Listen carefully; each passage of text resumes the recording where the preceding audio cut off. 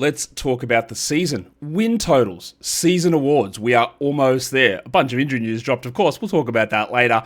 Michael Bolton. Thanks, Josh. It's Michael Bolton here, and it's time for another episode of the Locked On Fantasy Basketball Podcast. Let's get to it. Let's get to it, indeed. You are Locked On Fantasy, your daily NBA fantasy podcast. Part of the Locked On Podcast Network, your team every day. Hello and welcome to the Locked On Fantasy Basketball Podcast, brought to you by Basketball Monster. My name is Josh Lloyd and I just signed a contract extension, therefore I won't be trying this season. I'm also the lead fantasy analyst at basketballmonster.com, and thank you for making Locked On Fantasy Basketball your first listen every day. We are free and we are available on all platforms. So this show's not really fantasy related, but people ask about it, people want to see it, so let's go. And it'll give me something to talk about at the end of the year as well when we look back on my season win totals and whether I was good or not. We'll see. I'll give you the idea of the process of what I go through. We're going to do some season awards as well, how I do this. I look at teams and I just predict their wins. Simple as that. I don't look at any of the odds. I don't look at any of the over-unders. I just say these teams is what I think they're going to do. And then I go through and look at the over-unders and go, all right, so there's some big discrepancies. We have had, over the last couple of seasons, some huge rises in win totals. Some of them I've been bang on. Bang on getting the big rise of the Houston Rockets. Relatively bang on in the Thunder a couple of years ago. We have had multiple double-digit win improvements from teams. We're also going to have some big drops. And I think that one of the takeaways from me doing this is that some of the teams that I think are going to drop a lot, the actual odds and over-unders on those haven't moved as far as I thought they would. So that's going to, I believe, bring some value, and you're going to see me quite different on some of these over-unders, including one that I was not really expecting to be as different as I am on. But we'll go through, and we'll talk about that. We'll give awards out as well. The injury updates I am referring to are in Chicago and Memphis. So Kobe White, who was going to be available for opening night, is now out at least 2 weeks. By the way, Chicago, they are trending top 3 worst injury reporting teams. It's going to be hard to knock off Memphis, Charlotte, and Orlando, but they're up there. They did this last season a lot with Lonzo Ball, but with Ayo Dosunmu as well. Remember they would say things like, and they did it with Josh Giddey at times last season, he's questionable to play, and then also what they say, he's going to be reevaluated in 2 weeks, and then he'd be questionable for the next game. And you go, well, that doesn't make sense, and of course he wouldn't play for 2 weeks. And they did the similar thing here, where I'm fully expecting Kobe White to be listed doubtful for the next game, even though they said 2 weeks. This is what they have been doing. They are, I don't know, that entire front office situation is a disaster. They're terrible. In Memphis, we talked about this the other day where people were rushing. Do we go add Javon Small? Ty Jerome's a must roster. And one of the things I said to you was at that time, when Scottie Pippen went down, I go, look, Jerome got hurt. I don't know that he's going to play, but I fully believe that Demetrius Morant is going to play. And he is. So Ja Morant's playing. Ty Jerome's out at least 4 weeks. So if you did add Ty Jerome, obviously, if you did add Javon Small, the value is not really there. Morant is going to play. Now, Morant's backup is probably going to be Javon Small. It could be Cam Spencer. It probably does help someone like Jalen Wells a little bit, but the starting lineup is not missing anybody, apart from Zach Edey, but we knew that. So it's reserves that are changing. So it doesn't influence my opinion on KCP or on Jalen Wells all that much. It means there's probably a little bit more to do for Cedric Howard. Javon Small is going to be, I'm guessing, in the rotation, but again, it could be Cam Spencer. And then you're going to give little bits and pieces of Vincey Williams and G.G. Jackson and those sort of guys. But that's just a bit of an injury update on some things. Also, by the way, Jalen Williams not playing. That was fairly obvious as well. He's not going to play, but we'll talk about that in the other show that comes later today. What we are talking about here today is win totals. So let's go through and talk about what I have the records for these teams projected as and the ones that I think are worth looking at. Now, obviously, when we do them, all the win totals are set at half win, so that you're always going to be over and under. But if it's anything less than a 1.5 win difference either side, I'm not including that as I take the over, take the under, because that's such a small margin. So any of the ones that I mentioned is I like over or like under, I'm talking about a difference of at least 1.5 wins on those. So let's go through the 6 teams that I have at 50 plus wins, which I'm going to group in and call them as my contenders. I think that both Cleveland and Oklahoma City will be at 62 wins. Now, both of these teams exceeded that last season. Cleveland won 64 and OKC won 68. And they did that with injuries to Chet and Hartenstein. The reason I have the Thunder down at 62, and they're over under 62.5, a big number, is that they had to play a long season. They had to play all the way through the finals. Williams is already banged up.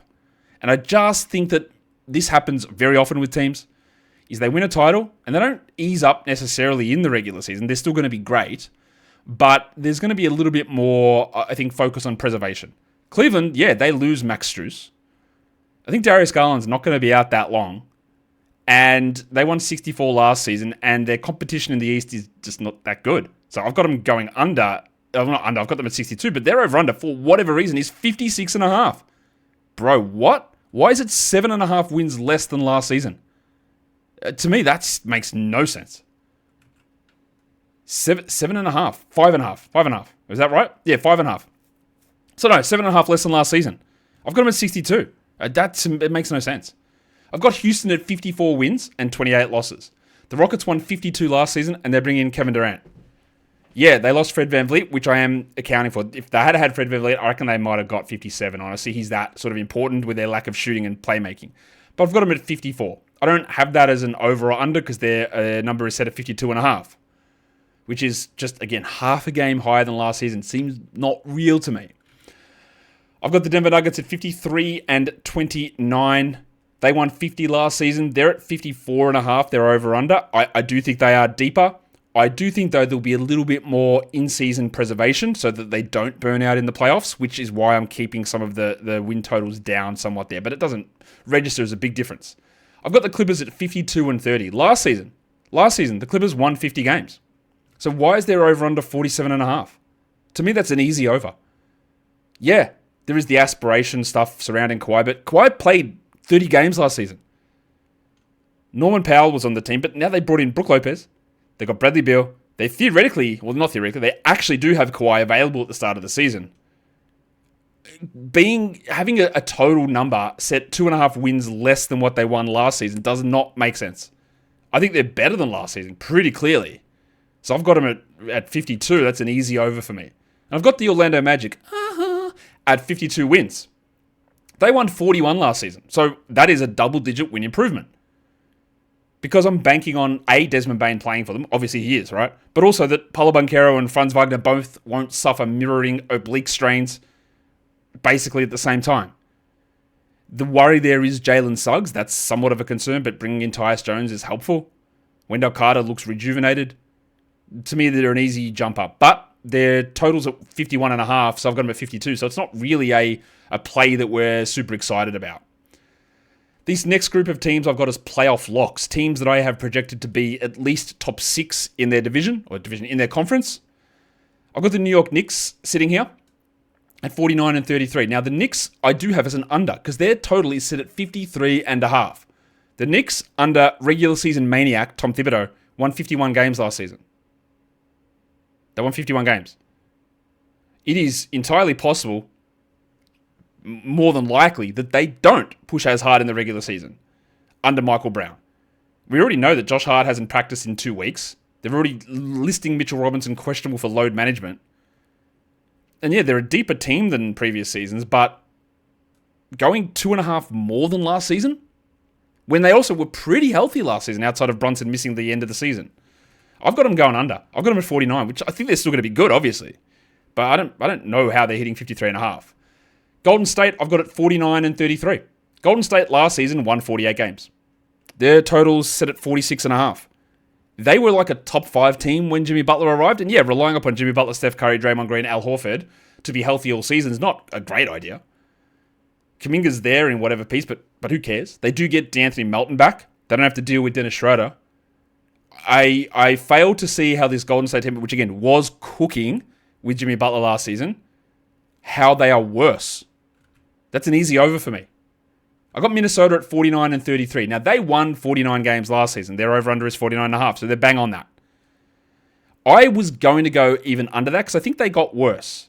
They've got a strong top 7, But their depth did take a hit because they lost Nickeil Alexander-Walker and did not replace him. They're hoping for internal improvement from Dillingham and from Alexander-Walker, from Shannon, but they didn't replace Alexander-Walker. So if they cop any sort of injury, their depth is going to be tested. So that's why I didn't have them improving.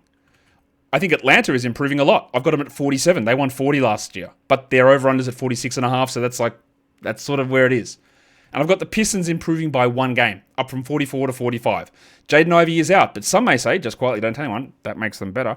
I think Jalen Duren could take a step forward. And what is going to be interesting to me is, does the perceived, expected, hopeful improvement of Asar Thompson help them? I think so. I think losing Malik Beasley and Tim Hardaway in their spacing does hurt, but Duncan Robinson's going to get an extra opportunity here. And maybe Cade's got a little bit extra, so that's why I was tempted to go like 43 for Detroit, but some teams losing some value in the East does help Detroit push to 45. But that's not an over-under play or anything like that, because it's too close to what the number is. We are going to come back and talk about the play-in level teams and the lottery type teams in a sec. Today's episode, though, it is brought to you by Built. Not those ones, but Built. Nobody likes paying rent, but if you've got to do it, and some of us, we have to do it. There's no real way around that, is it? You might as well get something for it. Built is changing the game by turning your rent payments into real rewards that you can actually use. When you pay rent through Built, you earn flexible points that can be redeemed towards hundreds of hotels and airlines, future rent payments, your next Lyft ride, and more. But Built isn't just about rent. It's rewarding you around your entire neighborhood. This is getting your rent to work for you, not only get you somewhere to live, but to give you some little bonuses on top. You might as well get those little things when you can. So turn your rent into rewards and start earning points around your neighborhood by going to joinbuilt.com/LockedOnNBA. That is joinbilt.com/LockedOnNBA, and make sure to use that so that they know that we sent you. Today's episode is also brought to you by Skims. Skims, they make jocks undies for men, budgie smugglers, however you want to phrase it. They make it for men now. You have seen women with Skims. Now, I'm not here to promote their fake Merkin underwear that you may have seen advertised. That's up to you. We're here to talk about Skims for men. Boxer briefs, boxers, 3 inches, 5 inches, 7 inches. Multiple colors and materials, cotton, stretchy stuff for exercising. It's great. You want the most secure house that you can for your valuables. And that's where Skims comes in. You can shop Skims men's at skims.com. And they let you know that we sent you. We sent you there. So after you place your order, there's a drop-down menu, select podcast there, and then you select our show in that menu that follows. So easy to do. Skims. Skim it up, maybe? That's not the right phrase. Who cares? So we are talking over-unders. We're talking season win totals here for the NBA season, which is less than 24 hours away. Well, maybe it's more than 24 hours when I'm talking, but by the time you listen to it, it'll be, who cares? Times work. They're things. What about play-in teams? Now, it seems crazy to me to suggest that a team that I'm projecting to win 46 games is in the play-in mix, but that is exactly where I have San Antonio, because I think that, well, when I look at my win projections for the West, I've got them as the 7th seed, which is play-in. Now, they're not that far off Minnesota, who I've got 6th, and Golden State, who I've got 5th, both on 49. But if I'm projecting you to be the 7th team, then you're in the play-in. So I've got San Antonio at 46 and 36. Their over-under is 43.5. So they're expecting an improvement. They won 36 games last season, but they have a full season of De'Aaron Fox. Well, sort of full. He's not there to start the season. They've got Victor Wembanyama, who's ridiculous. They've got Stephon Castle, who, as much as I don't love him as much as others, he looks to have taken some steps forward. Dylan Harper, I think, is going to be good, even though he's a rookie. They've got reliable shooters like Champagny and Vassell. They're reliable, sort of. I think Luke Cornett is a great backup. I think they've improved a lot. So I got them at 46. To me, it's a pretty strong over, 43.5. I've got the Lakers only at 45 and 35. Sorry, 45 and 37. They won 50 games last season. And I know that they have a full season of Luka Doncic now. But you know what they don't have? A full season of LeBron James. I think LeBron was out, I'd say, at least a month here. I will be relatively surprised if LeBron plays 50 games this season. I think that this problem, which has been going on for months, is not close at all to healing. And then I worry about recurrence, plus other injuries. The dude is old. And their depth is not very good.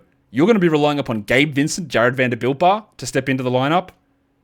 Jake LaRavia, Dalton Connect. Your backup center is Jackson Hayes, and you're relying upon DeAndre Ayton to be good. Their depth is not very good. So Luka's great. Reeves is very good. But you do need LeBron there. And I just find that tough to see the Lakers getting there. Now, their over-unders at 46.5. So the lines at FanDuel, we love FanDuel, has they've already pulled them back down. So I don't have it as an under necessarily, even though I'm at 45, the over-under is 46.5.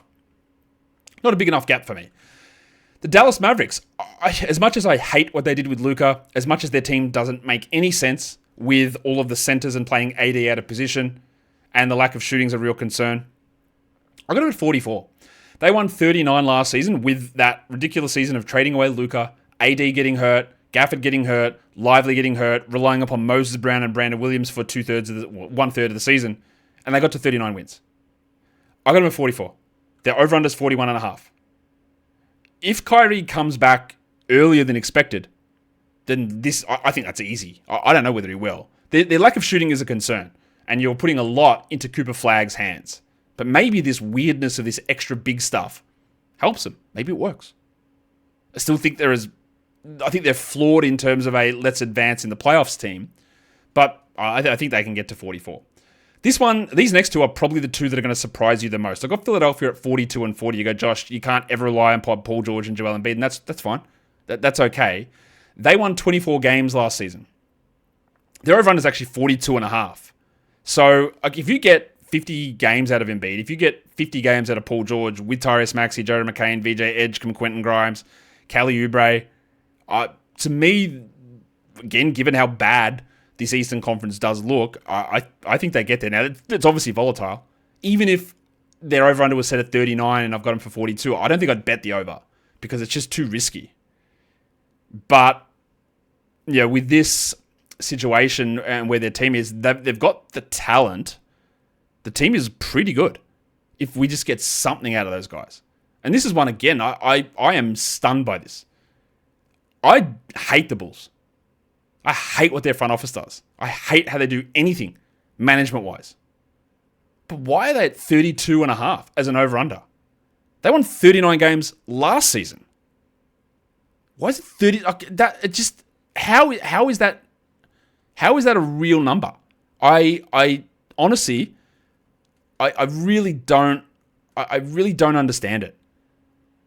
I can't rationalize it.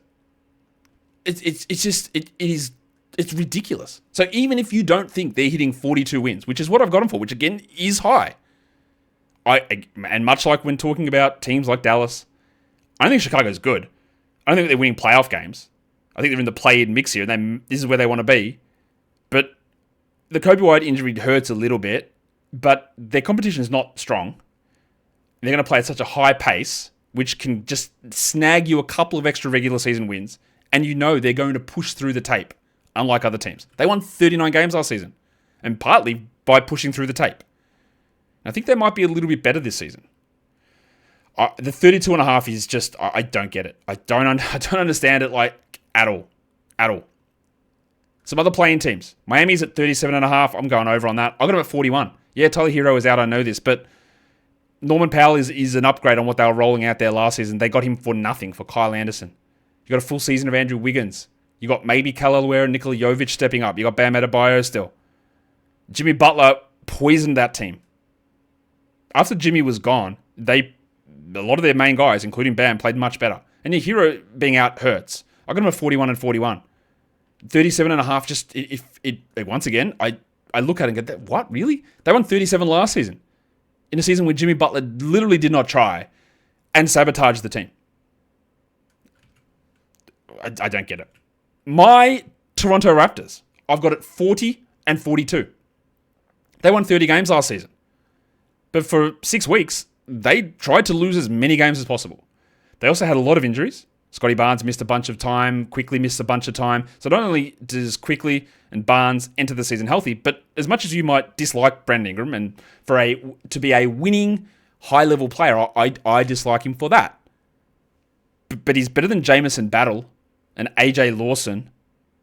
He's better than Jacoby Walter. So, yeah, the FanDuel line is pushed up to 38.5. I am at 40 on them. I think they're in that play-in mix pretty easy. They would have won 35 games last season had they not been deliberately trying to keep their pick and push down as low as possible. So this is an easy one to me as well. Even though the over-under has pushed up. It's an easy one to say if they're 40, but not an over-under. Portland, I've got at 40 and 42. And while, again, there are people who think this is a really strong, up-and-coming team, I don't agree with that. I don't think that the moves that they've made, as much as I love the Kamara extension and Sharp extending is pretty good, like they're locked in, the team still doesn't make much sense. What are you doing with Scoot? Why is Dame going to be there next season? Why did you pay up to get Drew? They were good the second half of last season. They won 36 games last season. I've got them at 40. I think they get there. And their over-under is less than last season at 34.5. They made moves to try a lot. You don't give up assets to bring in Drew Holiday to not try. Unless there's just something I'm completely missing. Why are they 34.5? Easy over.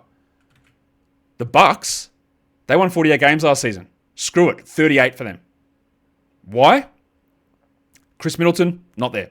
Damian Lillard, not there. Relying upon Kevin Porter Jr., AJ Green, and Kyle Kuzma, yeah, not good. Miles Turner is useful, but Brook Lopez was useful. Is that a net gain? Is it just a neutral? Does it mean anything? Watching Kevin Porter Jr. and Kyle Kuzma play together is going to be disgusting. Giannis is great.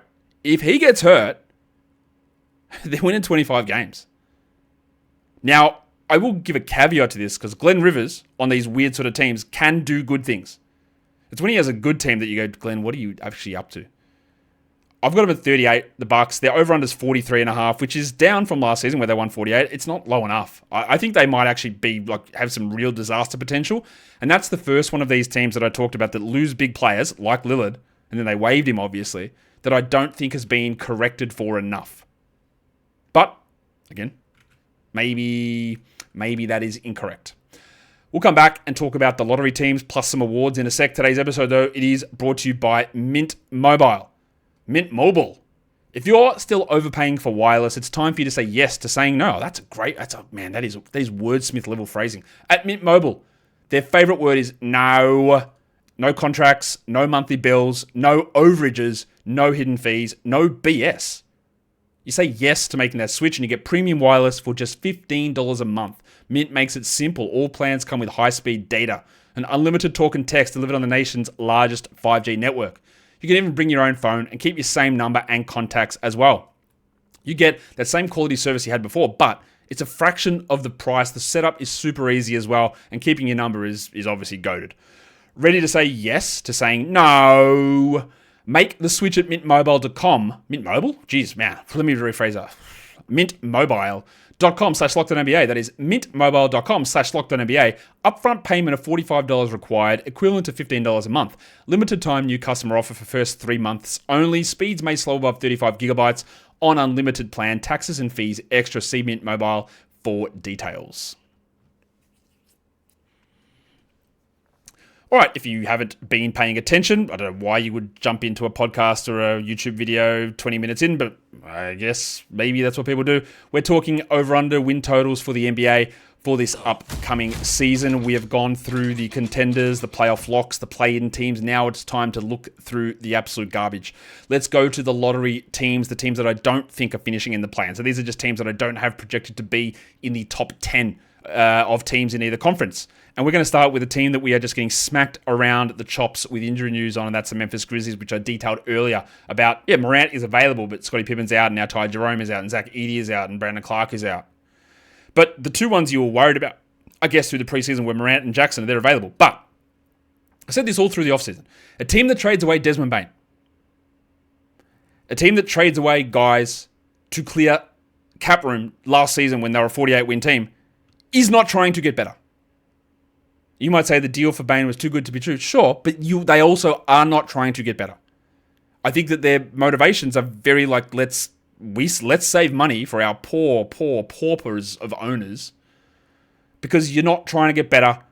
If you're a 48-win team and you trade away Desmond Bane and you trade away players in season to cut your luxury tax payments, you are not trying to get better. So if they're not trying to get better, well, I'm not going to believe they're going to get anywhere close to being better. They won 48 last season. Their over-under is 39.5, which is already a big drop. Screw it, lower, 37. I'm going to 37 wins for the Grizzlies. Losing Jerome and Pippen is big. Having no Zach Edey is big. Having no Brandon Clark is big. They're relying upon Jacques Landale as their starting center. Morant might play more. Maybe. But are you relying upon Cedric Coward to do good things? Maybe. I don't know. I got the Celtics at 36 and 46. I know that the common sentiment is Boston's better than you think. Or the East is so weak, they'll get themselves in the play-in and they'll carry themselves there and then Tatum will come back. I don't agree with that. They won 61 games. I got them at 36. Could be the biggest single season drop-off of NBA history. It's probably not. I think the Warriors did a bigger one not long ago. But they lose Jason Tatum. They trade away Kristaps Porzingis. They lose Al Horford. They lose Drew Holiday. They replace them with Luka Garza, Anthony Simons, like Josh Minott, Chris Boucher. This might be the worst front court in the entire NBA. Jaylen Brown entered the season with a question mark on a hamstring injury plus knee surgery. Derek White's 30 plus and has had some injuries in his lower body in his past, and they'd be pretty wise to sort of be cautious with that. Chris Boucher is 34 years old. I've got them at 41. They've got them projected, the total, 41.5, to be over 500. Really? I know that Sneaky Joe Mazzulla is insane. I know Brad Stevens is a great GM, but if Brad Stevens is a great GM, he'd be like, hey, let's pull back on this a little bit, guys, because we do not need to be in this area. I got them at 36, but it's more likely to me they go to 30 than they go over 40. I got your Sacramento Kings, the team that I'm definitely, if you're a Kings fan, I'm going to hate on you all season. Unless you prove me wrong, but otherwise I'm just going to hate on you. Not you as fans, on the front office. I've got them at 33 and 49. They're totally set at 35.5. I'm going under on that. They won 40 games last season. They proceeded to bring in Dennis Schroeder. They proceeded to sign Russell Westbrook. They proceeded to rehire or to actually fully hire Doug Christie. They have no Domantas Sabonis or Keegan Murray to begin the season. Not necessarily for long, but the team doesn't make any sense. Nothing about this squad makes sense. Levine, DeRozan, like you're limiting Malik Monk. Keon Ellis is going to be limited. Nothing about this team makes sense. To me, it's an easy under. They're not hitting 40 wins. They're not in the play-in. It's just a disaster, to be honest. I got the Pacers at 32 and 50, and obviously they made the NBA Finals, so maybe they're going to be one of the biggest drops. They won 50 games last season. You know why they won 50 games last season? Because they had Tyrese Halliburton and Miles Turner, and they do not. And their replacement of Miles Turner is Jay Huff. It's James Wiseman and Isaiah Jackson. Siakam is good. Nembhard is good. Nesmith is good. But they're not enough. Mathurin, I don't know whether he's good. Johnny Furphy, I don't know whether he's good. Jackson's not going to be able to play that much. He's interesting as a fantasy flyer, but under 37.5. 37.5 is a big number, so it's just one of those ones where they've lost their players and the lines are set going, oh, but they still might be okay. No, I don't think so. Now, Indiana, to be clear, they're very much like Chicago. They do not tank. That's why they've never had like top 10 picks. They don't tank. Their owner refuses that. But I think they might be sort of forced into that. I got Phoenix at 30 and 52. The Suns won 36 last season with Beal, with Durant. And yeah, Jalen Green is there, but he's hurt. I have no idea what's going on with Mark Williams at the moment. It's a bit frustrating. They've got a first-time head coach in Jordan Ott, which might be good. And maybe the vibes get them better than this, but I think it's going to be tough. Their over-unders at 31.5, so no real play on that one. And the rest of the garbage. New Orleans, I've got at 30 and 52, and honestly, they only won 21 games last season. You could see them at... I think they're going to be bad, and if they had incentive to lose, they'd probably be a 24-win team, but they don't have their draft pick, so there's not going to be as much shenaniganizing with this team because there's no reason to. Zion, if he's playing 60 games, they're easily beating that 21-win total from last season, but they're over-under set at 30.5. I could actually see them getting to 33 or 34. And you got Herb Jones and Trey Murphy and Zion, and then a return of DeJounte Murray at some point. The center position is very weird. Some of the pieces do not fit, and their front office is the worst in the NBA. But I think the 30s make sense. The Hornets, I've got at 23 and 59. For some reason, their over-under is 26.5. Let's go under on that. Yeah, look, they're not a bad team. You should have more LaMelo Ball, more Brandon Miller. You do have Colin Sexton on the team now. But the defense is going to be horrendous. What is the center rotation? Moussa Diabate and the big cock Ryan Kalkbrenner. You got Mason Plumlee back to guarantee losses. they're going to be bad. 26 is high. They won, 19 games? And yeah, like theoretically, the team should be able to get to that number, but they're going to be bad. They're going to be out of it. And they're going to want to push some of those other worst teams to get another high pick, I'm guessing. I got the Jazz at 20-62. They won 17 games last season. Yeah, they traded away some veterans, but I do think their collection of talent is still good enough to get to 20 wins, and I love their coach. Their total set at 18.5, which is it's a very low number. I'm pretty sure they're not the worst team in the league. So let's look at that. 20 wins is not a play either way, but yeah. The Wizards and the Nets are both set at 20.5 wins. Why? Washington won 18 last season. Brooklyn did win 26. But I think that Brooklyn winning 26, they looked at it and went, what are we doing? We loved that you did this, Jordi Fernandez, but Joe Tsai came out and said, we want a really good pick. And they are going to make sure they get one. I don't see Washington or Brooklyn pushing past 20 games. I got the Nets as an under 20.5 play, and I got Washington with 19 wins and Brooklyn with 18 wins. So, who are my best bets? To me, given the way that I'm projecting it, Chicago over is a best bet. 32.5 is nonsense. And the next 5 teams I've got there, I all had at 5.5 games either over or under their projected win totals. The Cleveland over, the Bucks under, the Celtics under, the Pacers under, and the Blazers over. That's my best bets for that. So, now let's go through a little bit of awards for the NBA season. I'm not going to cover every award. I'm not going to give you my pick on Clutch Player of the Year. I'm not going to do Coach of the Year, and I'm not going to do Most Improved Player. That, to me, that's a foolish award to try and predict because, I don't know. How do you predict the improvement? And I don't like the way it's given out in general. Like, Amen Thompson and Andrew Nembhard are at the top. Like, are they going to actually improve, or is their role going to be increased? Because they're different things to me. I want to see someone actually just go, wow, now this guy is good. Not like, this guy was good, but he's playing in a larger role. That's why I hate that award. Oh, actually, know what? I lie. I should have done this because I didn't tell you who my prediction was for the NBA Finals. Let's go back to that before we get to the awards. I have the Denver Nuggets and the Oklahoma City Thunder in the Western Conference Finals with the Nuggets winning. And I have the Cavs over the Magic in the East with the Cavs winning. And I have Denver winning the title over the Cleveland Cavaliers. That's where we're at with that. Let's go to the awards now. Let's start with MVP. It's always a tough one. I'm going to give you who I think is going to win, plus a bit of a longer shot award. I think that my pick is going to be Nikola Jokic, plus 300 at the moment. It could easily be Shea. No problem with it being Shea whatsoever. Could be Luka. But I'm just going to go Jokic. I think that Jokic is going to be great and push the Nuggets to higher win totals than previous seasons. The one to look at there on a longer odds is plus 1,200 for Victor Wembanyama. I think he actually just might be unbelievable this season. And if you're looking for a little bit of extra odds on that, a little bit of length, well, that's where you go. You do not want to bet Victor Wembanyama for Defensive Player of the Year because if he plays 65 games, it's not even going to be close. He's in minus 185. He is going to win it. He was going to win it last season by a country mile.